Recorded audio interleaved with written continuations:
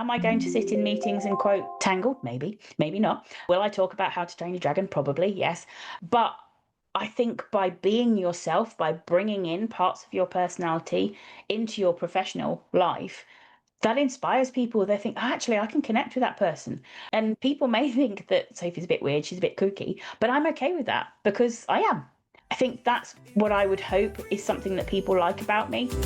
Confidence starts inside of you. Welcome back to Confident Leadership in Color. I'm Hannah Saxmy, and today we're continuing last week's conversation with Sophie Hussey. She is a public speaker, mentor, and author of Dramatically Honest. This episode stands perfectly on its own, so feel free to start here if you haven't listened on the previous one. We dig into what confidence really is. It's something about courage and self-awareness, and also how to say I don't know with authority and why your values are the compass for authentic leadership. If you enjoy these conversations, follow the podcast and subscribe to my newsletter. All necessary information is in the notes so you don't miss new episodes, tools, or anything else. So let's dive in. It's always interesting to talk with different people and see how they define what is confident for them. So I'm wondering, from your perspective, what is being confident? Oh, now that's a fantastic question because I think typically, if people think of the word confident, they would typically say that it is somebody who is vocal and maybe super outgoing and seemingly no nerves. But that isn't necessarily what I think confident is. I think there's an element of that, perhaps. But for me, when I'm confident because I know my subject matter. I'm strong in my convictions, my direction, where I'm going. I understand what I'm talking about. And I'm also have the sort of strength, or maybe strength is the wrong word, to know that if I don't know something, I'm confident to say, oh, I don't know that actually. Well, tell me more. I think it's about having that sense of self, an element of self-awareness that you are, I'm going to use the word courageous rather than confident, I think, to describe what I'm trying to say. You may be daunted by something. There may be things where you're not 100% certain. There may be things where it's new and you're sharing an idea that people haven't received before, but you have the courage to do it regardless. I think that's where confidence, for me, confidence in leadership certainly is what it's all about. So for me personally, I mean, I've been in a leadership position for the best part of probably about 15, 20 years. Did I know what I was doing when I started? Oh, gosh, no, absolutely. I didn't have a clue. And then I've gone into seriously senior leadership roles where it's been the first time I've ever been in that position, and I've needed to lead from the front, but I've needed to appear confident in the sort of typical sense, but also I needed to actually be confident that I could do that, that I was like shoulders back, head high, utilize my voice, be mindful of the way that I speak and how I'm speaking and all of that sort of stuff to build on the persona that I have of being myself in rooms where I needed to lead. I think that's what I would say. Yeah. So being more yourself in that sense, true to what you are standing for and such, that is confidence. I think so, yeah. You described it in a lot fewer words than I did, but yes, I think that's what it is. I think you need to be yourself. To lead, you've got to be yourself, because why would people follow you if they don't recognize anything in you that maybe they have themselves, or they don't see somebody who inspires, who motivates? And you've got to have that confidence that you can be yourself to do that. Yeah, and I think that it's a pinpointing important part. It's not performance, it's just be that. And I think you also encapsulate that's a good, you have a mantra that you are stating a lot of times. I love it so much. You talk about be bold, be brave, and be you. I think that is actually puts all together as well in this. Yeah, it's I don't know where it came from. I don't know how long I've been saying it, but to be bold doesn't mean that you're standing out from the crowd or anything like that. It's all about stepping and pushing your boundaries to the point where you're, hey, I'm here. Being brave isn't about not being scared. Being brave is about doing it even if you're scared. It's about maybe not being afraid to have a different opinion to the people in the room, and in the big room of about 40 odd people, however many it was, saying, actually, I've got a question. I would like to know more about what you think about this because my idea is different. It's having that sort of strength in who you are to push yourself out there and to be you. Why would you want to be anything other than you? I think it's scary, but that's where the bold and the brave comes from. I'm a geek. I'm a geek through and through. I love Star Wars. I like proper geeky stuff. I love Disney. I love all of this stuff. That's part of who my personality is. Am I going to sit in meetings and quote Tangled? Maybe, maybe not. Will I talk about How to Train Your Dragon? Probably, yes. But I think by being yourself, by bringing in parts of your personality into your professional life, that inspires people. They think, oh, actually, I can connect with that person. And people may think that Sophie's a bit weird, she's a bit kooky, but I'm okay with that because I am. I think that's what I would hope is something that people like about me. I don't work to be liked, I work to deliver value and all that sort of good stuff. But I hope that people, when they are talking to me or interacting with me in any way, shape, or form, they can see that I'm okay, that I do stand out from the crowd sometimes. I don't necessarily do the same as other people. And I just fully encourage anybody else to just be themselves. Be bold, be brave, be you. Absolutely. The book it's written, I would say that if I have someone that is entering the workplace for the first time or in the beginning of their career, I definitely give that book to them because I would like to have had that book when I was starting from university right after that. That would be a help to understand that this is a strange world. I'm trying to figure it out. But I would also put that in the hands of the board members, actually, of the same company, them to remember that this is actually how it was. And don't Yeah. forget those that is there, as you were mentioning before. From that perspective, what would you give as an advice to, if we start with the board members, what would you give them as an advice if they are not reading your book? I hope they will. But would they take with them going forward? I think what I would say to them would be remember where you came from. Remember how hard it is. Remember how daunting it can be to step outside of the norm, to be yourself. And remember how important it is to encourage that people do that. Like I said, the bit about the quietest person in the room may have the best idea that could revolutionize your company. But if you don't foster an environment where that person is confident enough to speak and is allowed to be themselves, or you give them a space where they can speak that is more accessible or appropriate for them to speak in, then you're going to probably miss out on a trick. I think I would also remind them that their idea of authenticity may not be the same as somebody else's, because to be authentic is unique. In the same way, one of the interview questions that I always love to ask candidates is, what does professionalism look like to you? And you get a whole raft of different responses. In the same way, if you ask somebody what authenticity means and being authentic in the workplace means, you'll get a different range of responses. So recognizing and acknowledging the fact that there are differences in people, embrace it, utilize it, use it as a ground for innovation, use it as a great way to sort of build your culture and a culture of a diverse and sort of talented and colorful workforce. I think they could learn a lot from just remembering.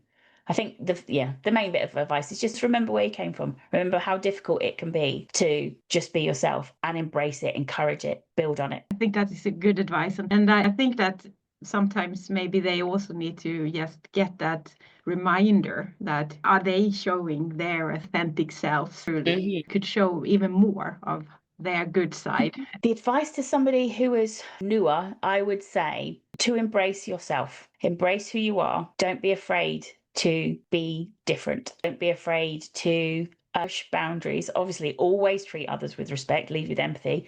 That's got to be there no matter what. But to be your authentic self doesn't necessarily mean you've got to put on a mask or be a different way, or you've got to do something that fits the mold of what you think is authenticity in your workplace.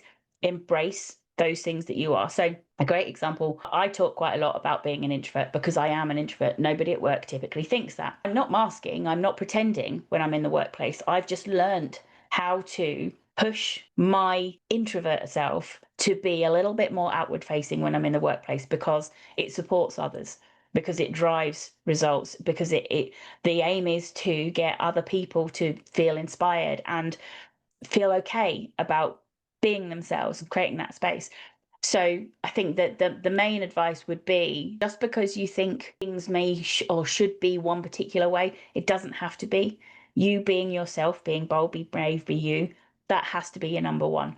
And if you're more confident in your skin, who you are, and in your day-to-day interactions with your colleagues and even outside of work, if you feel that you're being yourself, you're actually going to achieve far greater things than trying to minimize yourself or make yourself smaller in any way, shape, or form. And I guess the other piece of advice would be, controversially, is if you're in an environment where you don't feel that you can be your authentic self, you have a choice. Maybe find a company that is more your kind of speed so that you can be yourself, a company that embraces you. That's easier said than done. I know this from personal experience, but your own well-being and sense of happiness and contentment will ultimately come down to whether you can be yourself at work or not. Definitely agree on that one. And one of the things that you talk also a lot about in the book, it's around the importance of using mentors and someone that can really help to boost someone in different situations. Yeah. And in some parts, I also know that myself, it's not possible to maybe get a new job at the moment or able to switch the environment, etc. But at that point, I would also advise them to get some mentors. You can get some good fresh air with new perspectives on it and help to decide on what is my boundaries and such. Absolutely. I think there's those cases where you are in that situation where you've never had to deal. Well, I've been there myself, where what do I do here? How do I get out of this situation? How do I manage this where I feel okay? But how do I manage these other stakeholders or this scenario? Having spoken to a mentor to say, right, this is what's going on. What would you do? How would you handle it? And then figuring out how you can take that and make it your own. That's something that I talk about quite often with my mentees is, I will tell you what I would do. Don't do the same as me unless it fits with your personality, but figure out how, through my experience, you could utilize that and maybe do something differently. I think the other thing, I just suddenly light bulb moment in terms of the piece of advice, is understanding your values. Is something that I get all of my mentees to do.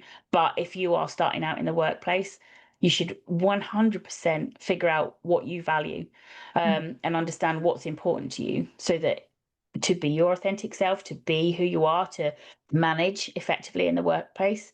If you're true to your values, then you know you're on the right track. And don't forget to check them every couple of years, because they may change. Because my values now, as a 48-year-old woman, not the same as had I done them when I was like 21, 22. They definitely evolve, and some are might be even hidden, so to say. You are so used to them, but coming into different environments, sometimes it feels like, oh, here is something itching. I don't understand why. And what I have realized many times, it's that, okay, actually, it's some values I have. I'm not thinking about them, but they are really important to me. And this environment is not supporting those. They are maybe contradicting those values, and that's why it's itching here and I'm feeling uncomfortable. Definitely, it's really important, this with values. I believe that if I could have done something different also, maybe that would be something that I would have spent more time early on in my career. Actually, but it's so much focus then on just, I need to learn this, I need to figure out getting all this this IT stuff for me. Yeah, I think you're absolutely right. I think the same for me. I think I'd never worked in IT before. I was just trying to figure out what all this stuff was and all this terminology that I'd never heard about. But I didn't even think of needing to know what my values were. And it wasn't until I'd done quite a bit of reading, X number of years in the future, I was like, oh, that could have helped me. Okay, maybe I should have done that. But yeah, I mean, the survival in the beginning, I think it's absolutely the norm. but giving yourself the space to remember that it's not just a case of learning how you do all the things you need to do at work. It's also about understanding, how do you do yourself at work? How do you step into that environment and thrive? Because you know the foundations you're working from. Your foundations are your values, as well as your personality, and making sure that you're bringing yourself to the forefront. Yeah, and some parts is actually, I try to think about that those difficult times is actually there to teach me something I need to learn, but maybe I don't know it at the moment. But later on, as we said, reflecting back, we noticed Yeah. this was actually the real learning of this. And I'm really grateful, even though it was really hard. I'm grateful for it in that way. But I hope also that people can listen on this podcast and also reading the book and not needing to do the same things as we have done. Yes. Trying something different already from the start, maybe that it will ease up some parts of the journey. So, what is up next for you now, Sophie, that is on your radar at the moment? At the moment, I am sort of on the downhill slope, recovering from having written so many words in such a short amount of time and publishing the book. But I'd really like to write a follow-up. I would like to do a second book that is dramatically honest, how to lead with empathy, because I think the two things go very much hand in hand. I haven't sort of thought about anything in terms of chapter headings or any of that sort of stuff. I've not spoken to the publisher about it at all, but I am very passionate about talking about leading with empathy and why it's so important from the workplace. And if I could give anybody, whether they're in a leadership position or not, the skills, the tools with which to do that, then hopefully I can make a difference in people's organizations. Beyond that, it's just doing what I'm doing, building the client base, getting out there, trying to support more clients. I've got a couple of bits of public speaking coming up soon, which will be frightening but brilliant at the same time. Actually, a little bit of a plug, if I may. I'm a judge for the Service Desk Institute for the Innovation of the Year Award. I've got that coming up where I get to see the shortlist of people to do the judging for that. That's super exciting. A great honour to have been asked. Lots of little things, business-wise, but also the sort of personal side, the building of being your authentic self and bringing myself out to more and more people. Oh, wow, cool. I'm looking forward to have the book in my hand. That is the fantastic part of just saying it out loud. Now you have the true goal. Yes, I have to do it now. Yeah, it's just one step at a time. Thank you so much, Sophie, for today. I really appreciate the talk with you, as always. We will come back maybe later on when your second book or earlier. So thanks so much for coming and joining me, Sophie. Thank you so much for having me. It's been an absolute blast. I always love our chats, regardless of what we're doing, but to be able to be on your podcast as well, it's super exciting. It's great. Let's catch up soon. Thanks for now. See you. Before we end, here are two quick takeaways from this episode. First one, confidence is courage. Know your stuff, speak up, and be equal confident saying, I don't know, tell me more. And the second one is really dear to me. Lead from your values. Get clear on what matters and recheck every couple of years. It's your filter for decision, boundaries, and the environment where you can be fully you. If this resonates, follow the podcast so next episode lands right in your feed. And for practical prompts, tools, and early resources, subscribe to my newsletter. You find the links in the notes. Thank you for listening. Be confident, be you, and see you already in the next episode.